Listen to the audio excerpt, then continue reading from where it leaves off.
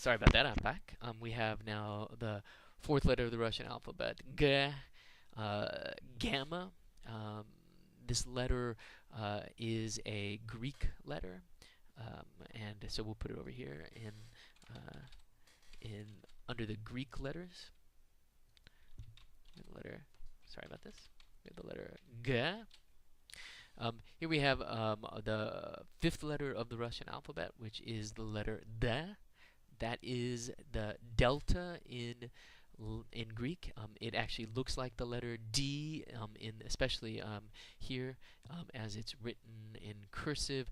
We have a little hazard here that I'll point out right now, that this lowercase cursive da is a trickster.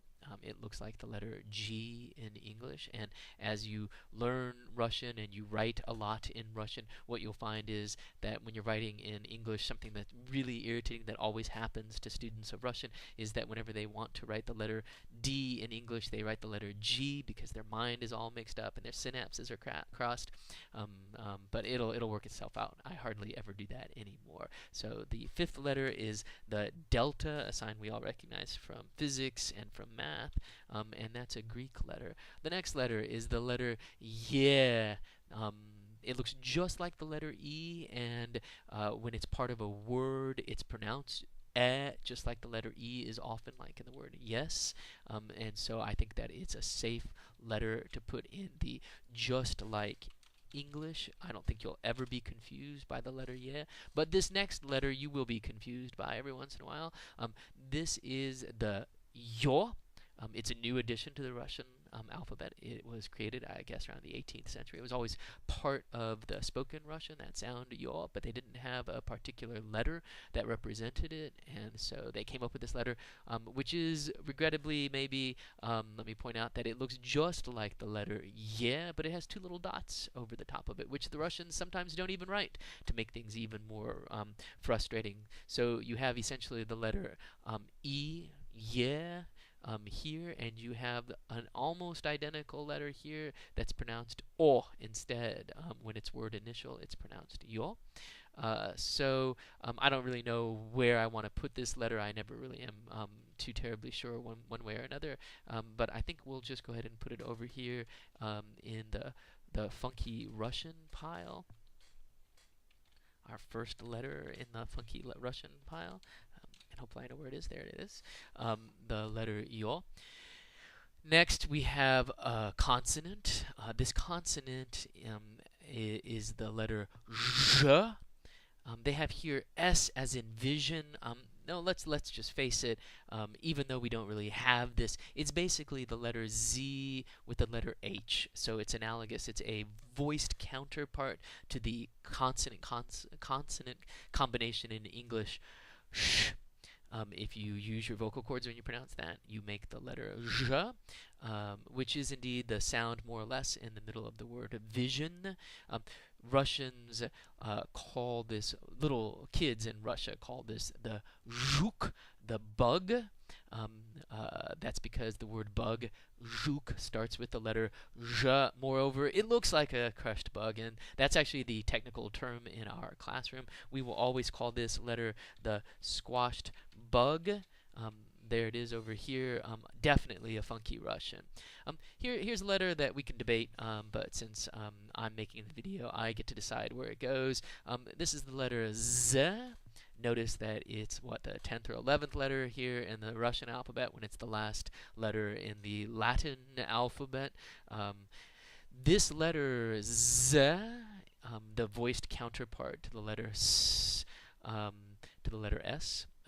it looks a little bit like the letter Z, I think. It looks a lot like the number 3, of course. But especially in its cursive version, it looks just like the Latin cursive Z. It looks a lot like the way that some people write the letter Z when they're writing in cursive quickly in the Palmer method.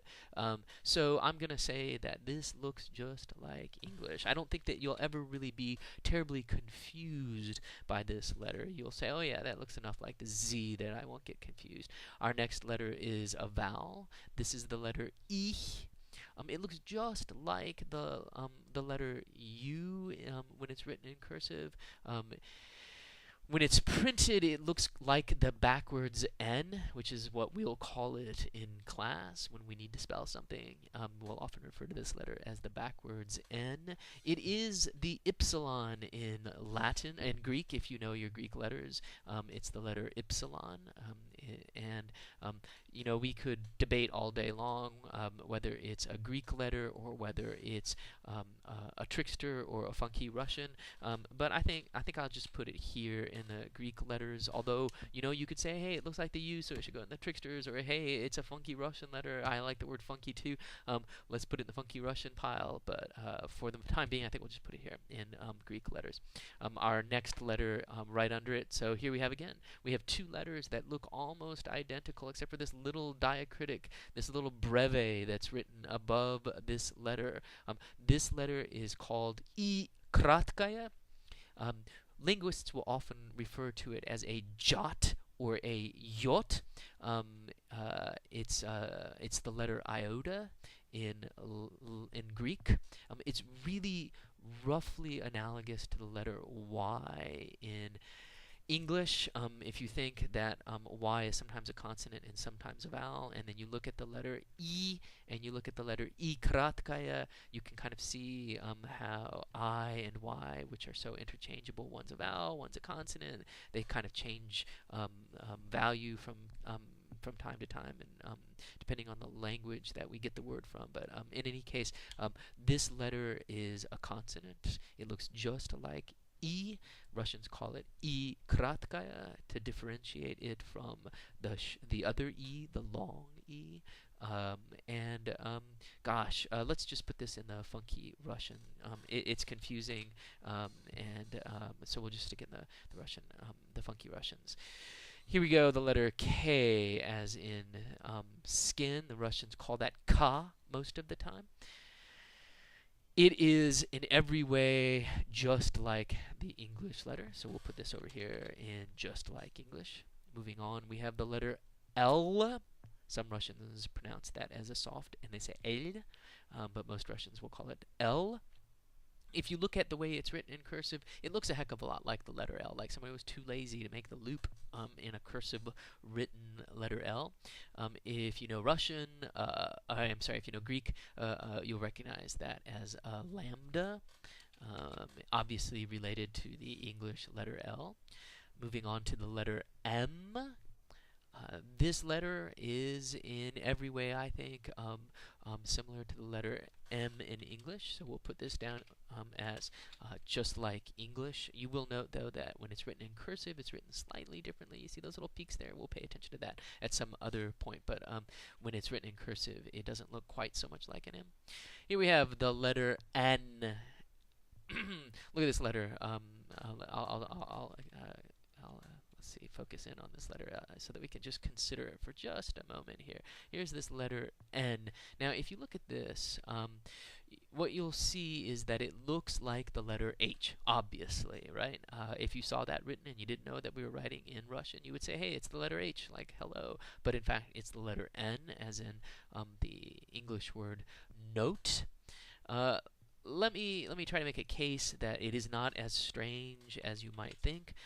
If you think about it, the English letter N, which I'm typing here, and the Russian letter N, they are both made up of two parallel lines that run perpendicular to the page that are connected by a line, another line. Now, in Latin, that line runs diagonally between the two parallel lines, and in Russian that line runs perpendicular. It runs horizontal. It intersects both those lines at the same height, but otherwise they're made up of the same constituent parts, two parallel lines and an intersecting line. So just to for you to bear that in mind. That's actually the shared lineage of these two letters. Different alphabets that evolved out of Sanskrit have connected those two parallel lines in different ways, but they've always meant underlying the same phonetic value, the n sound. So in any case, I know I'm not going to convince you of anything except for that it is a trickster, a dirty trickster that is out to confuse you. So we'll put it here in this category under tricksters, and I'll write next to it that it is the letter N.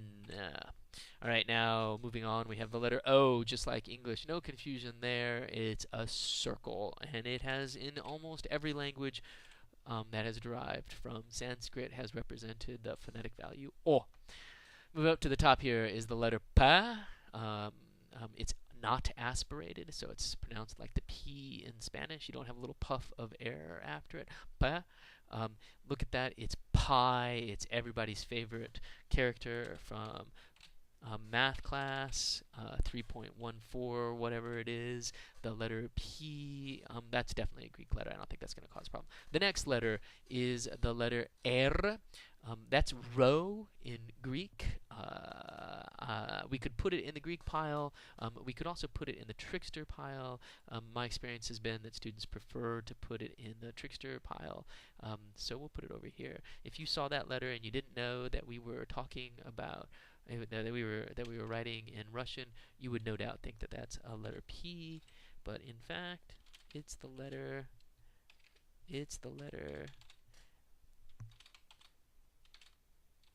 R. Oh, I had a little trouble here. Oh, switching between mine. All right, R. Moving on to the letter S in Russian. So I don't know. I'd like to make the case that this belongs in the just like English pile, and that's where that's exactly where I'm going to put it.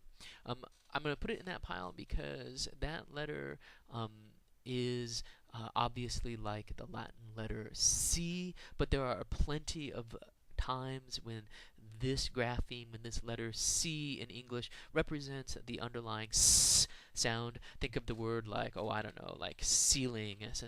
Oops, gotta write it in Latin. Think of the word ceiling. Look, that letter, it's a C, but everybody knows it's pronounced just like an S. That is one of those sort of problems with the English alphabet, that we have a letter there that can represent two fundamentally different sounds. The word Cupid versus the word ceiling. But we're gonna leverage that in this particular case and say that that's just like English. The next letter is the letter T. The block letter T is just like Latin T. You'll notice that the cursive T, on the other hand, looks a heck of a lot like the letter M. We'll deal with that problem later on. Right now, you're just looking at print material, so we can pretty comfortably put the letter T over here in this just like English. Our next letter is U. Like the double O's in the middle of the word boot. It's sort of a back vowel. We could put this, it's the letter upsilon, right, in Greek. Most people would look at that, though, and say that it's a trickster.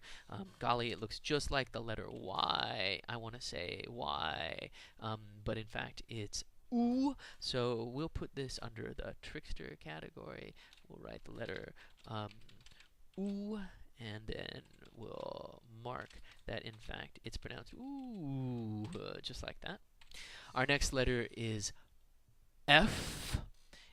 That's, of course, the letter phi in Greek, and phi is fabulous, and that's, I don't know, I think most people probably don't know the letter phi in Greek, but nonetheless, I'm going to go ahead and put it here in the Greek letter category. Here's another sort of problem letter, because let's face it, the letter X doesn't really have much of a pronunciation value in Russian. We have a few words like axe and ox, and then we have some Greek words like, I don't know, Xerox and Xerxes, and xenophobia, but by and large, it's not a well-used letter in English. It is, of course, a Greek letter. it's the letter chi. In Russian, this letter is pronounced like the letter H. It is a little more aspirated than the letter H, and you pronounce it by constricting the airflow. I'll pronounce the word good in Russian, which is the word хорошо. That's that initial sound that you heard, the sound. It sounds like I'm breathing heavy into the microphone. That's the sound that is represented by this letter chi, by the ch letter. I think I have traditionally put it in the Greek letter category. It's not really a trickster because, heck, nobody really has much of an association with the letter X in English anyway. You could argue that it belongs in the tricksters, but we'll just go ahead and sneak it into the Greek letter pile. Now we're going to enter a territory that is almost entirely made up of funky Russians. Many of these are Semitic letters that the Greek missionaries used to represent sounds in Slavic languages, and some of them are just creations of the creators of the Cyrillic alphabet, things that they just thought would work, or that we just don't know the source of. These letters, by and large, represent key sounds in Russian. They're very often used in English. We don't have a great alphabet, and in English, what we end up doing is we end up using two letters to represent a single sound. And so, if you look here along, you see that all of these letters, all of these Russian letters, we need two letters in Latin to represent. They're common sounds in English. They're very common sounds in Russian. This first letter is ts. It's the first letter in the Russian word for king, tsar. We say, I think, czar in English most commonly. The Russians say tsar. That word tsar is the Russian version of the name Caesar, the Roman general and emperor. And so they call their king a Caesar, a tsar. And that letter, it looks sort of like the letter U, but if you look carefully here, it has a little tail on the end, and that's what makes it the consonant ts, and that's clearly a funky Russian. The next letter, it looks like a cup, right? It looks like an upside-down H, of course, but if you have some imagination, you see the upside-down cup there. That is the letter ch, which also happens to be the word initial letter in the word chasha, which means chalice, or chashka, which means cup. And so there's a good mnemonic there for Russians and maybe for you. This letter is the ch sound, and it's clearly a funky Russian. The next letter, we actually have two very closely related letters. I'm going to pronounce them in succession so you can hear the slight difference. I'll tell you that oftentimes, especially when Russians are just sort of naming letters, there's hardly any difference in their pronunciation. There's a substantial difference between the pronunciation in contemporary Russian, but the difference in the 19th century and before was much, much greater between these two letters. The letter sh, which is called the sha in Russian, which this book says is just like the sh in the word shoot. I'd say that it's a much richer, fuller, deeper sound than that sh consonant cluster in English. And then the next letter is sh. This book says that it's the sound in the consonant combination fresh sheets, so it's like a prolonged sh. It used to be pronounced, and you'll still find people who pronounce it sh, almost like the sound of the combination of fresh cheese. When I was taught Russian 20-some years ago, we had an old-fashioned Russian speaker, and she pronounced this letter sh. Nobody pronounces it like that nowadays, practically speaking. Everybody pronounces it sh. They are very, very similar. The difference between them, they look like W's, but one of them has a little tail on the end there. All right, now we have two letters. I'm not going to go in the strict order of the Russian alphabet because we have two phenomena. We have a phenomenon represented by two different letters. These are kind of unique. Can't really think of anything in another language, in an Indo-European language, that's quite like them. We have the tvrdy znak, which is this letter right here that kind of looks like the letter B, and we have the mягкий znak, which is this letter here, which also looks like the letter B. The hard sign, the tvrdy znak, and the soft sign, the mягкий znak. These letters are what I call markers. They don't have any phonetic value themselves. What they do is they tell us when we're writing that we need to pronounce the preceding consonant slightly differently. So they almost serve as a gloss or an indication for a reader about the underlying phonetic value of the preceding consonant. And so we're not even going to pay any attention to them at this point because we don't really have to deal with them. We'll treat them as a separate phenomenon later on. I'm not even going to put them on this list. I guess, though, if you really wanted to, you could put them over there with the funky Russians. This letter in the middle, everybody loves. It's the 61. It used to be called the letter Yeri. Nobody calls it that now. Everybody just calls it the I.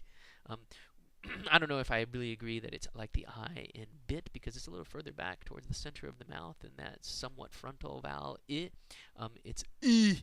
If you make the sound ooh and then you smile, you'll automatically make this 61, this I sound. So if you go ooh, if you go ooh and then you smile, it will bring forward the center of articulation a little farther in the front of your mouth, and you'll make the correct sound. It's a lot like the letter Y, I think, in its sound when Y is playing its vowel function. Moving on, so that clearly belongs, the 61 clearly belongs here under the funky Russians. We have three final letters. They're all vowels. This one looks like a backwards E, backwards capital E, yeah.